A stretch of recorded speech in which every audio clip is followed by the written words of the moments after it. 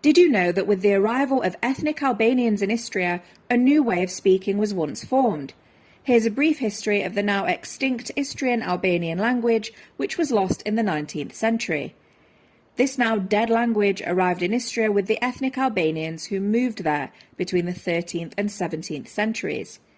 These Albanians were primarily settled there by Venice in an attempt to combat depopulation. The dialects spoken by the ethnic Albanians eventually saw the evolution of the Istrian-Albanian language. The only known surviving text written in Istrian-Albanian was by Italian priest, inventor and historian Pietro Stankovic in the 1830s. Most sources claim that it was spoken in the small settlement of Katun until the 19th century. This theory holds weight as the name Katun draws its origins from Albanian, but there is very, very little known about it other than that. The reason for that could be because many of its speakers were actually peasants who had little to no access to education, and as such, this language was unfortunately lost.